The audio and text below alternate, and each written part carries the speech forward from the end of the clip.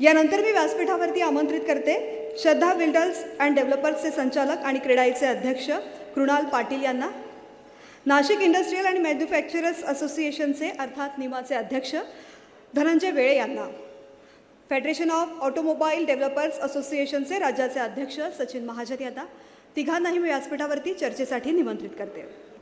पहिला प्रश्न मी क्रेडाईचे अध्यक्ष कृणाल पाटील यांना विचारेन की सध्या नाशिकचा जो विकास होतो आहे, नाशिक हे निसर्ग सौंदर्याने नटलेलं आहे, त्यामुळे प्रत्येकालाच वाटतं की या शहरामध्ये येऊन राहावं आणि त्या दृष्टीने प्रत्येकाची एक इच्छा होती की या निसर्गसंपन्न याच्यामध्ये भागामध्ये येताना सध्या बजेटमध्ये बसणारं घर प्रत्येकाला मिळावं अशी अपेक्षा होती आणि ती बजेटमध्ये घरं प्रत्येकाला मिळत होती. त्यामुळे इथली लोकसंख्या झपाट्याने वाढते आहे, विकास होतो आहे. मात्र या निसर्गसम्य असलेल्या या नाशिकचा विकास होताना कुठेतरी नदीची दुरावस्था होती आहे, रस्त्यांची दुरावस्था होती आहे. त्यामुळे लोकांना येताना या भागामध्ये तेवढ्या नागरी सुविधा अपेक्षित आहेत, त्या मिळत नाहीत. त्यामुळे डेव्हलपमेंट करताना एक प्लॅनर म्हणून त्या दृष्टीने तुम्ही कसा विचार करता? धन्यवाद मॅडम. आम्हाला सर्वांना व्यावसायिक बंधूंना या प्लॅटफॉर्म उपलब्ध करून दिल्याबद्दल मी संकल्प नाशिक या कार्यक्रमाचं अभिनंदन करतो. आणि तुम्ही जसं म्हटलात की नाशिक हे निसर्गरम्य आहे, प्रभू रामचंद्रांनासुद्धा इथे राहायला आवडलं होतं आणि गोदावरीचं इथे उगम होत असल्याकारणाने आणि जी काही आपण म्हणतो की कुंभनगरी आहे, तर सर्वच लोकांना नाशिकला यायला राहायला बरंचसं आवडतं. आणि नाशिकची जी काही आपण आता संक्रमणावस्था बघतो आहे की एक आपण ज्याला म्हणतो ऑर्गॅनिक ग्रोथ या शहराची आपण म्हटलं पाहिजे की फक्त नाशिकचे लोक त्यांची एक विल पॉवर, इथले उद्योजक, इथले लोकप्रतिनिधी, इथले नाशिककरांची जी काही स्वतःची एक मानसिकता आहे, अशा संपूर्ण परिस्थितीमध्ये नाशिकचा एक परिपूर्ण विकास होत आहे. जर आपण म्हणाल की नैसर्गिकदृष्ट्या आणि आपण जे काही प्लॅनिंगच्या दृष्टिकोनातून बघतो आहे की प्लॅनिंगच्या दृष्टिकोनातून बघताना नाशिकमध्ये पूर्वी आपण बघत होतो की फक्त रेसिडेन्शियल एक टिपिकल व्यावसायिक संकल्पना होती, परंतु आता नाशिककडे बघण्याचा दृष्टिकोन बघितला आहे. त्याच्यामध्ये कमर्शियल झालेले आहेत, रिटेल मॉल झालेले आहेत, रेंटलची संकल्पना कमर्शियलमध्ये रुजली गेली आहे. जर रेसिडेन्शियलमध्ये बघितलं तर अफोर्डेबल हाऊसिंगपासून तर एक लक्झरियस फार्म हाऊस इथपर्यंत ही संकल्पना गेलेली आहे. तसंच जे काही रिअल इस्टेट आहे, या रिअल इस्टेटचे सुद्धा ॲव्हेन्यूज वाढलेले आहेत. जसं हॉस्पिटल्स आहेत, मोठमोठे हॉस्पिटलचे ब्रँड नाशिकला येऊ घातले आहेत. एज्युकेशन फोरम आहे, यावरसुद्धा म्हणजे भारतातले नव्हे तर जगातले चांगले चांगले ब्रँड्स एज्युकेशनमध्ये आणि रिअल इस्टेटमध्ये येत आहेत. त्यानंतर आपण ज्याला म्हणतो की एक ॲसेट क्लास, आपण ऑल्टरनेट ॲसेट क्लास ज्याला म्हणतो की वेअर हाऊसिंग वाढतं आहे, कारण की एअरपोर्ट नाशिकला कनेक्टिव्हिटी चांगली झालेली आहे. वेअर हाऊसिंगच्या ज्या काही आपण म्हणतो कक्षा आहे त्या रुंदावलेल्या आहेत. तसंच इंडस्ट्रीयलला जे काही पूरक इन्फ्रास्ट्रक्चर लागतं आहे ते सुद्धा आज रिअल इस्टेटमध्ये येत आहे. आणि नाशिककर या दृष्टिकोनातून प्लॅनिंगला बघताना की सिटीचं निसर्ग जपताना आम्ही जेव्हा as a real estate, as a planner, तर आम्ही आमच्यासुद्धा संकल्पना आज बदलल्या आहेत. म्हणजे मी ॲज अन आर्किटेक्ट 35 वर्ष काम करत असतानासुद्धा आम्ही पूर्वी जे प्लॅनिंग करायचो, आज आम्ही IGBCच्या गाईडलाईनने बिल्डिंग्स बनवतो आहे, ज्याला आपण ग्रीन बिल्डिंग्स म्हणतो, सस्टेनेबल बिल्डिंग म्हणतो. हा एक माध्यम सर्व डेव्हलपरांमध्ये, विकसकांमध्ये सुद्धा रुजला गेलेला आहे.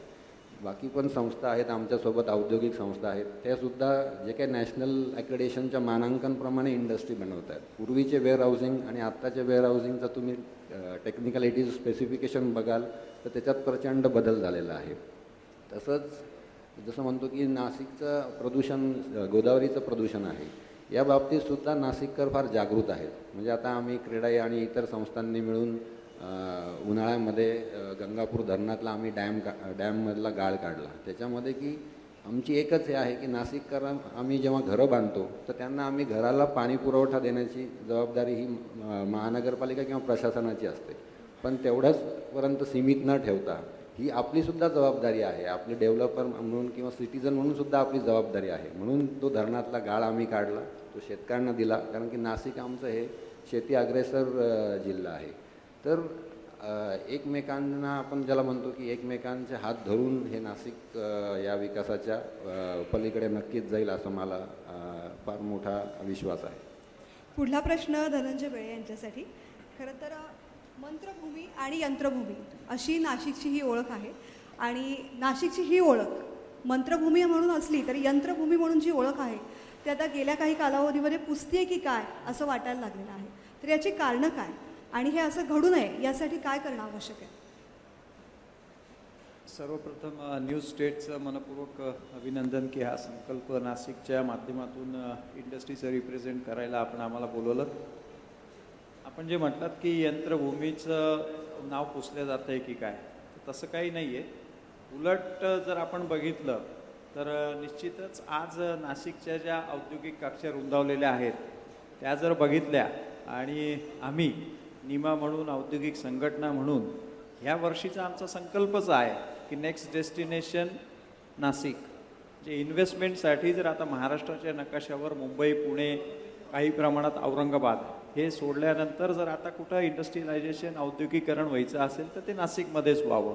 आणि त्या दृष्टीनेच पावलं उचलत असताना आज जर आपण बघितलं, आता परवाच माननीय उद्योगमंत्री नाशिकमध्ये येऊन गेले. त्यांनी सांगितलेलं आहे की 850 हेक्टर एवढी नवीन आरक्षित असलेली जागा ऑलरेडी इंडिया पूल किंवा दिल्ली मुंबई इंडस्ट्रीयल कॉरिडॉरच्या माध्यमातून 6000 एकरचं असलेलं रिझर्वेशन, इंडिया बुलची ताब्यात येऊ घातलेली 1600 एकरहून अधिकची जागा, ह्या जर सगळ्या बाबी आपण बघितल्या आणि मुळात नाशिकचं भौगोलिकदृष्ट्या जे स्थान आहे म्हणजे नाशिकपासून आपण सर्व प्रमुख शहरांची कनेक्टिव्हिटी जर बघितली तर आज मुंबई असेल, पुणे असेल, औरंगाबाद असेल, नगर असेल, जळगाव असेल, इकडं वापी असेल, दमण असेल, सिल्वासा असेल, या सर्व शहरं किंवा हे प्रमुख केंद्र जे औद्योगिकीकरणाचे हे जवळपास 150 ते 180 किलोमीटरच्या परिघामध्ये आहेत. त्याच्यामुळे त्याचबरोबर आपण नेहमी बघतो की ज्या ज्या शहरांमध्ये रस्ता जातो किंवा जिथून जिथून रस्ते जातात तिथला विकास झालेला आपण बघतोय. नाशिकला जो झालेला समृद्धी महामार्ग, या समृद्धी महामार्गाचे 2 अप आणि 2 डाऊन आहेत. सुरत चेन्नई होऊ घातलेला ग्रीन कॉरिडॉर याचे 3 अप आणि 3 डाऊन नाशिकमध्ये आहेत. पुण्याला झालेला असेल तो 4 पदरी मार्ग ज्याचं आता एक्सप्रेसवेमध्ये रूपांतर होत आहे. नाशिक मुंबईचं 4 लेनिंग असलेलं आता 8 लेनिंगमध्ये रूपांतर होत आहे. एअर कनेक्टिव्हिटी झालेली आहे. ह्या सगळ्या बाबी जर आपण बघितला तर मला वाटत नाही की आता नाशिकचं औद्योगिकीकरणाला कोणी थांबवू शकेल.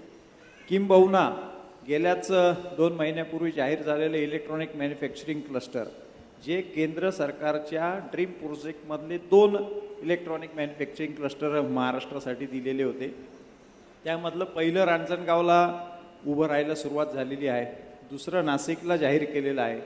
नाशिकला असलेला इलेक्ट्रिकल, इलेक्ट्रॉनिक, इन्स्ट्रुमेंटेशन, ॲटोमेशनचा असलेला प्रचंड मोठा बेस, CPRIची झालेली भारतातली फक्त 4थी टेस्टिंग लॅब, ह्या पार्श्वभूमीवर ह्या इलेक्ट्रॉनिक मॅन्युफॅक्चरिंग क्लस्टरला प्रचंड मोठा असं फ्युचर आहे का ज्याच्यामध्ये फक्त एक नव्हे तर 500 ते 1000 इंडस्ट्रीज नवीन येणार आहे की ज्या माध्यमातून आत्ता प्रत्यक्ष अप्रत्यक्ष 10 लाखापेक्षा जास्ती असलेला औद्योगिक रोजगार हा दुप्पट होणार आहे. एका बाजूला इन्व्हेस्टमेंट महाराष्ट्रामध्ये नाशिकमध्ये होत नाही असं बोललं जातं, परंतु जेव्हा ही इन्व्हेस्टमेंट यायला सुरुवात होईल तर या 42,000 कोटीचा जो आत्ताचा जो आकडा आहे तो हा एकटा इलेक्ट्रॉनिक मॅन्युफॅक्चरिंग क्लस्टर पार करेल अशी आम्हाला 100% खात्री आहे.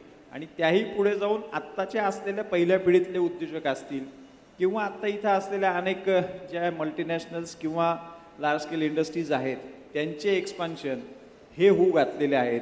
नुकताच निमाच्या माध्यमातून काही गोष्टी जाहीर करत नाही आम्ही, परंतु आपल्या प्लॅटफॉर्मच्या माध्यमातून मी सांगू इच्छितो की इथल्याच असलेल्या 2-3 मोठमोठ्या कंपन्यांशी आमचे झालेले जे बोलणी आहेत, जे उच्च पातळीवर माननीय मुख्यमंत्री असतील, उद्योगमंत्री यांच्याशी चर्चा झालेल्या आहेत. 5,000 कोटीची नवीन येऊ घातलेली गुंतवणूक असेल. काल परवाच आमच्याकडे एका दुसऱ्या मल्टीनॅशनल कंपनीच्या उच्च पदस्थ अधिकाऱ्यांची बैठक झालेली आहे. त्यांची 500 कोटीची गुंतवणूक नाशिकमध्ये येऊ घातलेली आहे. त्याच्यामुळे पुढचं डेस्टिनेशन हे कोणीही कितीही ठरवलं, दुर्दैवाने आजपर्यंत आपण बघत आलेलो आहे की नाशिकचा तसा कोणी असा आम्हाला विल पॉवर असलेला नेता, काही अपवादात्मक नेत्यांचे नाव मी घेत नाही, ते सोडले तर असं विल पॉवर असलेलं आम्हाला मिळालं नाही. एक मातृत्व ज्यांनी घ्यायला पाहिजे त्याच्यामुळे. परंतु आता या शहरातल्या संघटनांनीच हे ताब्यात घेतलेलं आहे आणि येणारा काळ हा फक्त नाशिक आणि नाशिकचाच असेल याची आम्हाला पूर्ण खात्री आहे. सचिन महाजन, धनंजय मेळे म्हणतात की इंडस्ट्रियल डेव्हलपमेंट होते, मोठमोठी इन्व्हेस्टमेंट होते, तितकाच विकास ऑटोमोबाईल क्षेत्राचा झाला का? महिंद्रा अँड महिंद्रा कंपनीसारखी जी कंपनीने इन्व्हेस्टमेंट केली, तितक्याच मोठ्या प्रमाणात इतर कंपन्यांची इन्व्हेस्टमेंट नाशिकमध्ये झाली आहे का, किंवा का होत नाही आहे? कारण जेवढी पुण्यामध्ये इन्व्हेस्टमेंट झाली, औरंगाबादमध्ये जेवढी डेव्हलपमेंट झाली, तेवढी डेव्हलपमेंट नाशिकमध्ये पाहायला मिळाली नाही. सर्वप्रथम फेडरेशन ऑफ ऑटोमोबाईल डीलर्स असोसिएशनतर्फे महाराष्ट्र राज्य अध्यक्ष म्हणून मी शुभेच्छा देतो. आमचे राष्ट्रीय अध्यक्ष मनीष राज सिंगानिया यांच्यातर्फे देखील आपल्याला शुभेच्छा देतो. महाराष्ट्र न्यूज नेशन आणि न्यूज नेशन यांचा जो संकल्प नाशिक कार्यक्रम आहे, अतिशय अभिनंदनीय असा कार्यक्रम आहे. सर्वप्रथम आमचा जो ट्रेड आहे याच्याबद्दल आपल्याला माहिती देतो. आम्ही ऑटो रिटेल बिझनेसमध्ये आहोत. आमचा मॅन्युफॅक्चरिंगशी संबंध नाही. ऑटो रिटेल म्हणजे ज्या आपण गाड्या ज्या शोरूम्समधनं घेतात, तर ही आमची FADA जी ऑर्गनायझेशन ही 1964 साली स्थापन झाली. आता 58 वर्ष जुनी संस्था आहे. भारतभर आमचं नेटवर्क आहे. तुम्ही लक्झरी सेगमेंटमधल्या रेंज रोवर असोत, मर्सिडीज असोत, आउडी असो, किंवा मास मार्केट ज्याला मारुती हुंडाई आपण म्हणतो, किंवा टू व्हीलर असतात, बजाज असेल, हिरो होंडा असेल, TVS असेल, हे विकणारे जे डीलर असतात, ह्याची आमची ही संघटना आहे. आणि भारतभरात साधारणतः एक 40,000 असे डीलर आणि विविध डीलर असोसिएशन्स भारतातल्या ह्या आमच्या सदस्य आहेत. खरं तर एका वेगळ्या विषयाबद्दल मी आपल्याला जस्ट माहिती देतो. आम्ही तिघेही ज्या क्षेत्राशी निगडीत आहोत, ही आमची क्षेत्र अशी आहेत की मागेल त्याला काम, मागेल त्या हाताला काम. आमच्याकडे जर तुम्ही बघत असाल की पूर्वी तुम्हाला फक्त शहराच्या ठिकाणी एक मोठी डीलरशिप बघायला मिळायची. आता काही काळानंतर ती तालुक्याच्या ठिकाणी व्हायला लागली. आता जर तुम्ही गेलात, मोठी जी गावं आहेत, पिंपळगाव आहे, लासलगाव आहे, ही तालुक्याची ठिकाणं नाहीत. तिथे देखील तुम्हाला आमचे सर्व्हिस स्टेशन आणि गाड्या विकणाऱ्या एजन्सीज, ज्याला आपण एजन्सीज म्हणतो, त्याला आम्ही डीलरशिप म्हणतो, तिथे हे तुम्हाला दिसतील. तर इथे प्रत्येक ठिकाणी मॅनपॉवरची गरज असते. आणि ह्या मॅनपॉवरची तुम्ही आम्हाला तिघांपैकी कुणालाही विचारलं की तुम्हाला मॅनपॉवरची गरज आहे का, तर आम्ही तिघे हातवर करू. कारण आज एवढा मॅनपॉवर क्रंच आहे. We are extremely hungry for manpower. आणि ती मॅनपॉवर मिळावी म्हणून आम्ही शासनाकडे पाठपुरावा करतो. त्यात आता महाराष्ट्रामध्ये स्किल डेव्हलपमेंट एक युनिव्हर्सिटी स्थापन झालेली आहे. त्याच्या वाईस चान्सलर एक महिला आहेत. तर सिलेबस कसा डिझाईन करावा, काय मुलांना शिकवावं, कारण जी मुलं 10वी 12वी ग्रॅज्युएशन, इंजिनिअरिंग, डॉक्टर हे करू शकत नाही, अशा सगळ्या मुलांना, तो 4थी पास आहे का 8वी पास आहे, पण त्याच्यामध्ये जर स्किल असेल तर तातडीने आमच्या तिघांपैकी कुणाकडेही काम मिळू शकतं. आणि याची वाढ होण्यासाठी आम्ही ऑन जॉब ट्रेनिंगची एक कन्सेप्ट चालू केलेली आहे. आपल्याकडे जी ग्रामीण भागातली मुलं आणि मुली, आमच्याकडे ऑटो रिटेलमध्ये प्रचंड प्रमाणात मुलींना काम आहे. मला महाराष्ट्रभर बोलवलं जातं की opportunities for female in auto retail. आमच्याकडे RTO इन्शुरन्स जे प्रत्येक गाडीचं करायचं असतं ती महिलाच करू शकते. CRE कॉलिंग एक्झिक्युटिव्ह जी असते ती महिलाच असते.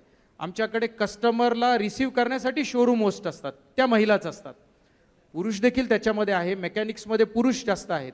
आमचा आता असा फोकस आहे की ह्या ITIsमध्ये ज्या मुलं आणि मुली ग्रामीण भागातल्याच असतात, विशेष करून बघा शहरातली फार मोजकी मुलं ITIला जातात, किंवा ग्रामीण भागातनं शहरात नोकरी शोधायला आलेले जे पालक असतात, जे इथे स्थायिक होतात, त्यांची मुलं मुली या ITIला जातात. तर यांना ऑन जॉब ट्रेनिंगचा कॉन्सेप्ट आम्ही एक चालू केलेला आहे. यांच्या हाताला काम मिळावं. आणि तो ऑन जॉब ट्रेनिंगचा कॉन्सेप्ट इंडस्ट्रीमध्ये देखील आहे. तो कुणाल भैयांनी त्यांच्या ऑर्गनायझेशनमध्ये देखील चालू केलेला आहे. आमच्या सगळ्यांकडे we are so hungry for manpower की आम्हाला ट्रेंड मॅनपॉवर मिळावी म्हणून आम्ही वेगवेगळ्या प्रकारचे उपक्रम राबवतो. आणि ज्यावेळेस या हातांना काम मिळेल त्यावेळेसच जे अर्बनायझेशन ऑफ विलेजेस झालेलं आहे त्याची प्रगती होईल. जो इन्फ्लक्स आपल्याकडे दिसतो की ग्रामीण भागातनं सगळी लोक शहरात येतात, शहरात जर या हातांना काम मिळालं नाही तर सगळ्यात मोठा प्रॉब्लेम हा शहरांसाठी जो असतो तो म्हणजे increase of crime in the city. आता जे काही आपल्या कार्यक्रमात सकाळपासून मी उपस्थित आहे, बऱ्याच लोकांनी याच्यावर उहापोह केला की क्राईम वाढलाय.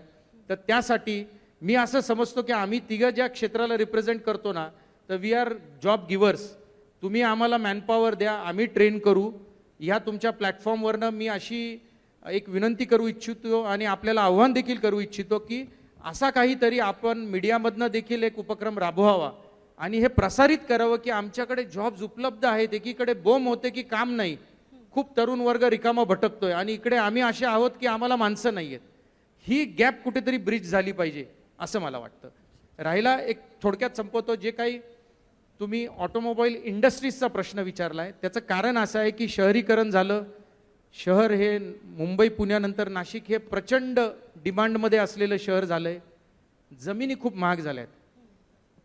धनंजय बेळेसाहेब हे अनेक वर्षांपासून माझे मित्र आहेत, आम्ही अनेक वर्ष एकत्र काम केलेलं आहे. ते जागा मिळावी याच्यासाठी झगडत आहेत की उद्योगांना जागा द्या.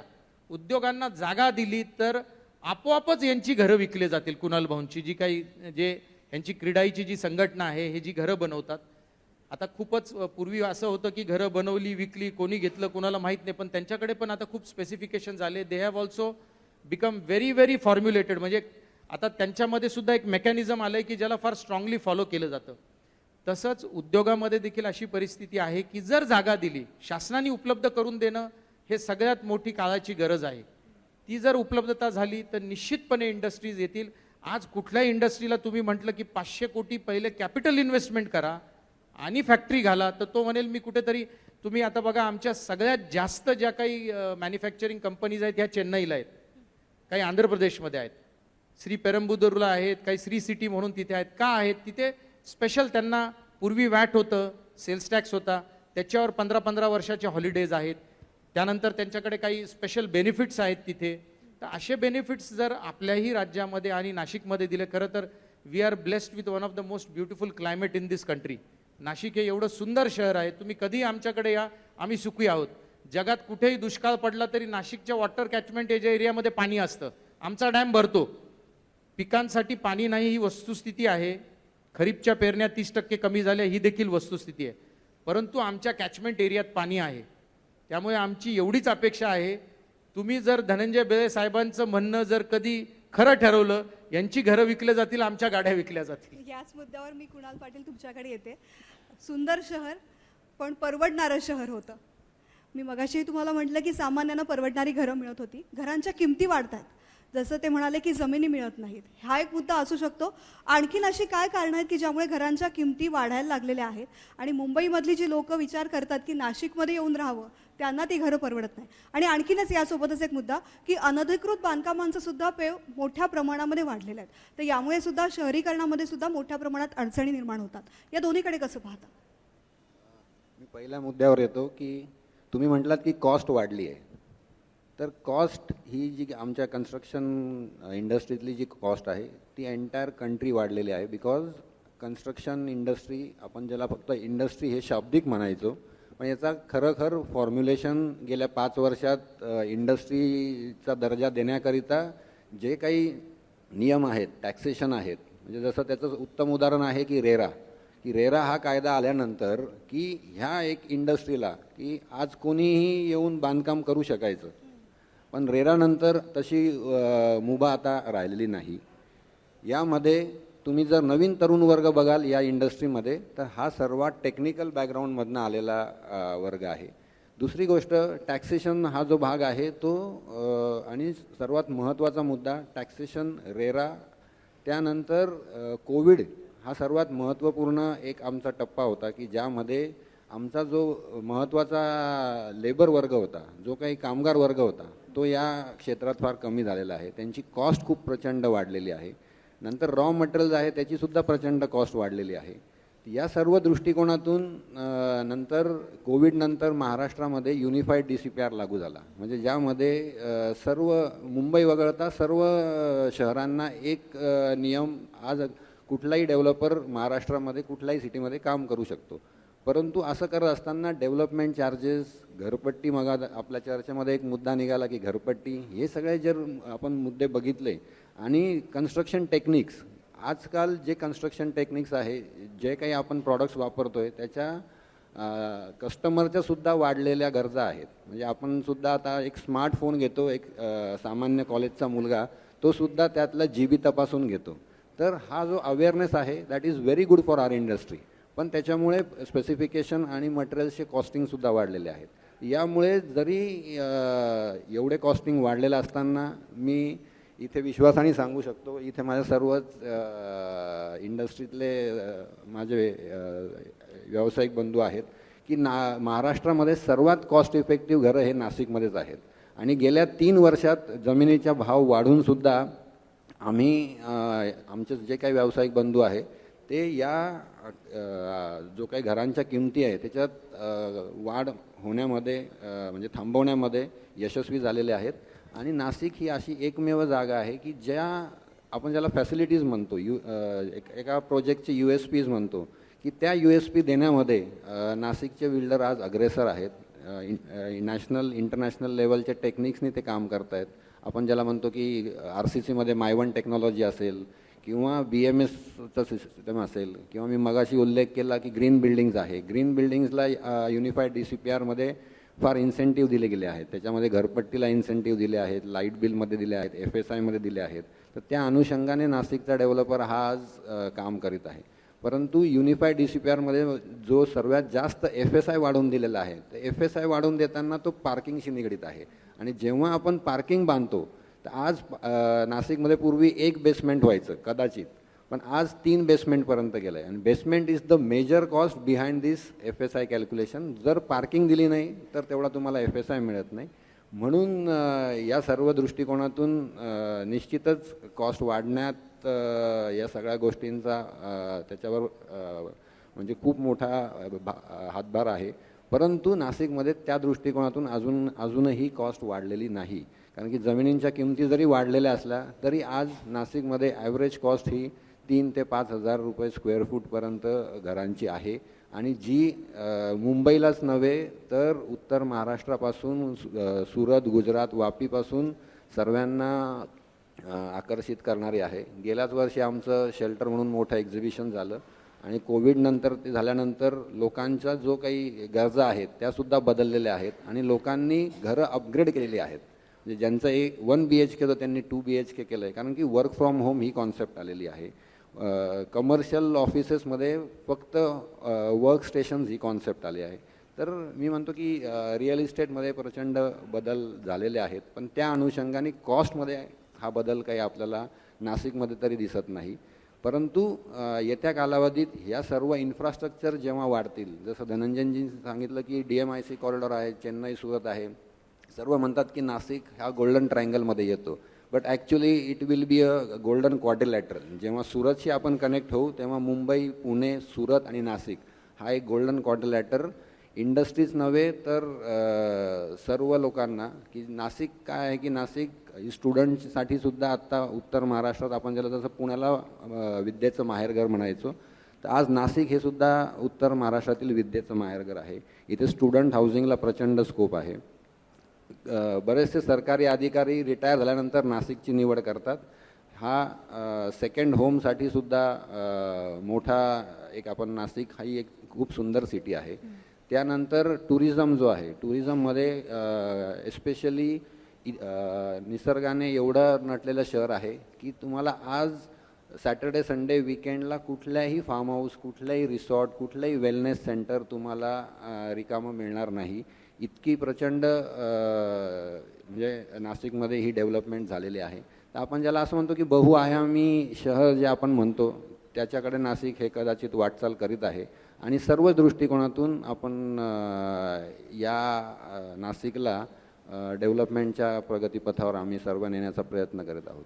आणि तुम्ही एक महत्त्वाचा मुद्दा म्हटले की अतिक्रमण हा भाग नाशिकमध्ये ज्या काही सरकारी जागा आहेत, म्हणजे 2 अतिक्रमणं आपल्याला बघायला मिळतात जमिनीवरची. जे एक असतात की वैयक्तिक जमिनी आहेत ज्या लोकांच्या मालकीच्या आहेत तिथे अतिक्रमणं होतात. आणि दुसरं असतं की एक शासकीय अतिक्रमण असतं की ज्या सरकारी किंवा गव्हर्नमेंटच्या किंवा ज्या जागा पडीत असतात त्याच्यावर अतिक्रमण होतं. तर पहिलं जे अतिक्रमण आहे याचा नाशिकमध्ये कुठेही प्रादुर्भाव जाणवत नाही कुठल्याही, कारण की नाशिक हे एकदम शांतताप्रिय शहर आहे. दुसरं सरकारी जागा आहे तिथे कदाचित काही अतिक्रमणं झालेली आहेत. परंतु आता FSIच्या दृष्टिकोनातून नाशिकला सुद्धा SRA किंवा बाकीच्या स्लम रिहॅबिलिटेशन प्रोग्रामच्या अंतर्गत किंवा रिडेव्हलपमेंटच्या अंतर्गत अशा बऱ्याचशा स्कीम्स आहेत की ज्याच्यामध्ये आपण यांना ही पक्की घरं देऊ शकतो. इवन कामगार वर्ग आहे, कामगारांना सुद्धा चांगल्या स्कीमच्या अंतर्गत आता आम्ही एक मोहीम राबवली आहे निमासोबत. बेळे साहेबांनी आणि पालकमंत्र्यांची आमची नुकतीच बैठक झाली. त्यामध्ये आम्ही फक्त कामगार वर्ग, मग तो कुठलाही असो, डोमेस्टिक एक मेड असेल, हाऊस मेडपासून तर आमच्या कन्स्ट्रक्शन लेबरपासून तर इंडस्ट्रीच्या लेबरपर्यंत त्याचं नोंदणी करून त्याला जी सरकारची स्कीम आहे त्याला त्याच्यात घर मिळण्याच्या दृष्टिकोनातून आम्ही या सर्व संघटना प्रयत्नशील आहोत. पुढचा प्रश्न धनंजय बेळे आपल्यासाठी. ज्या पद्धतीने सर म्हणाले की शहरीकरण होतं आहे, त्यामुळे लोकांच्या राहण्यासाठी घरांची सुद्धा डेव्हलपमेंट तेवढ्याच मोठ्या प्रमाणात होते. आपण म्हणाल की उद्योग क्षेत्रामध्ये मोठ्या प्रमाणामध्ये इन्व्हेस्टमेंट येते आहे, त्यामुळे डेव्हलपमेंट नाशिकची होते. पण नाशिकची जी ओळख आहे हिरवळीची, हिरवं शहर म्हणून प्रत्येकजण, म्हणजे आमच्यासारखे लोक जेव्हा नाशिकमध्ये येतात तेव्हा डोळ्याला आल्हाददायक असं वातावरण आम्हाला पाहायला मिळतं. पण या सगळ्या डेव्हलपमेंटमुळे नाशिकची ती ओळख कुठेतरी पुसली जाऊ शकते. यासाठी आपण काय करणार आहात? नक्कीच असं काही होणार नाही. नाशिकची मुळातच इंडस्ट्रीयल एरिया जो आहे हा इंजिनिअरिंग, इलेक्ट्रिकल, इलेक्ट्रॉनिक आणि मेकॅनिकल बेस आहे. इथे केमिकल इंडस्ट्रीज तुम्हाला कुठेही सापडणार नाहीत. 565 हेक्टर अंबड असेल किंवा 600 हेक्टर सातपूर असेल, या कुठल्याही एरियामध्ये आपल्याला केमिकलचा वापर करणाऱ्या इंडस्ट्रीज दिसणार नाहीत. आणि मी अभिमानाने सांगू इच्छितो की आपण जर एरियल व्ह्यू नाशिकच्या औद्योगिक वसाहतींचा घेतला तर शहरापेक्षा दुपटीने हरित अशा ह्या दोन्ही औद्योगिक वसाहती दिसतात. कारखाने दिसत नाही वरून, इतकं मोठं वृक्षारोपण आम्ही केलेलं आहे. आणि ग्रीन इंडस्ट्रीची कल्पना राबवणारं नाशिक हे देशातलं पहिलं शहर आहे. नाशिकच्या ABBच्या प्लांटला जगामध्ये पहिलं बक्षीस मिळालेलं आहे ग्रीन इंडस्ट्री राबवण्याकरता. त्याच्यामुळे आम्ही ती काळजी नक्कीच घेत असतो. आणि येणाऱ्या काळामध्ये होत असलेले जे काही प्रकल्प आहेत, मग त्याच्यामध्ये IT पार्कसाठी झालेली रिझर्वेशन जागा असेल, मल्टीमोड लॉजिस्टिक पार्क असेल, ड्रायपोर्ट जो होऊ घातलेला तो असेल, या सगळ्या गोष्टी जर आपण बघितलं तर ह्या एन्व्हायरमेंट फ्रेंडली इंडस्ट्री आम्ही इथं बोलवतोय. इलेक्ट्रिकल, इलेक्ट्रॉनिक मॅन्युफॅक्चरिंग हब जो आहे हा सगळा एन्व्हायरमेंट फ्री आहे. याच्यातून कुठलं प्रदूषण होणारे कारखाने आपल्याकडे नाही आहेत. म्हणूनच आजही आपण जर नाशिकचं टेम्परेचर बघितलं तर सकाळी जर 35 डिग्री टेम्परेचर असेल तर ते संध्याकाळी 20 डिग्री टेम्परेचर असते. एवढा 15 डिग्रीचा हा नक्कीच 100% पालन करणारे इथले उद्योजक आहेत. येणाऱ्या इंडस्ट्रीसुद्धा तशाच पद्धतीच्या याव्यात यासाठी सुद्धा आम्ही आग्रही आहोत. केमिकल युक्त किंवा ज्याच्यामधून प्रदूषण होईल अशा पद्धतीचं कुठलंही आपण बघत नाही. आणि गोदा प्रदूषणाचा मगाशी कोणीतरी उल्लेख या ठिकाणी केला. आमच्याकडे 3 पॅरामीटरवर इंडस्ट्रीचं इन्फ्लुएंट ट्रीट केलं जातं.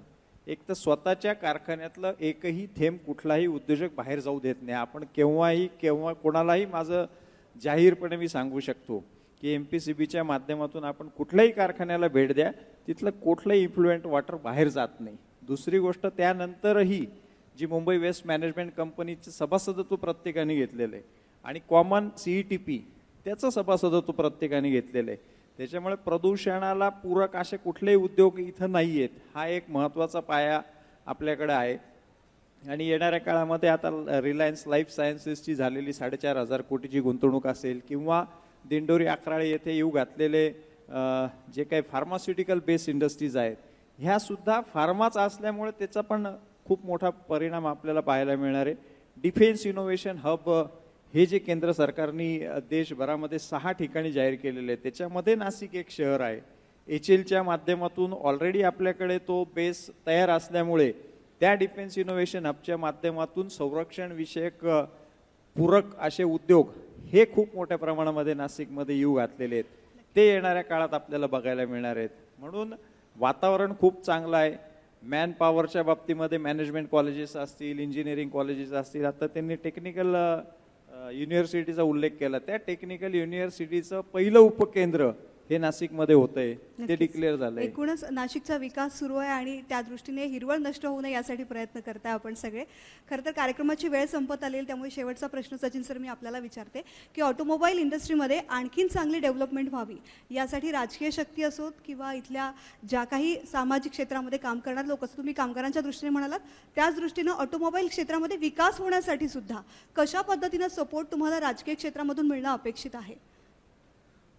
मगाशी एक विषय जो चर्चा झाला इको सेन्सिटिव्ह सिटीबद्दल, तर आम्ही फेडरेशननी एक ड्राईव्ह घेतली. आम्ही मागच्या वर्षी जो आमचा वार्षिक कार्यक्रम असतो त्यामध्ये ग्रीन प्लेज घेतली आपण गाडी नवीन घ्यायला जातो, प्रत्येक आपण कधी ना कधी कुटुंबात एक गाडी विकत घ्यायला जातो, त्यावेळेस हार मिळतो, पेढे मिळतात. तर आम्ही एक प्लांट सॅपलिंग एक द्यायचं चांगलं वाढलेलं, आणि त्या स्थानिक, जसं आता नाशिकमध्ये मी जर डीलर आहे, माझ्या 3 डीलरशिप्स आहेत, तर इथे जे सस्टेन होतील झाडं, असं त्याचं एक छान वाढलेलं रोपटं कुंडीमध्ये द्यायचं, असं आम्ही एक ग्रीन प्लेज आम्ही आमच्या पद्धतीने ती राबवतो आहोत.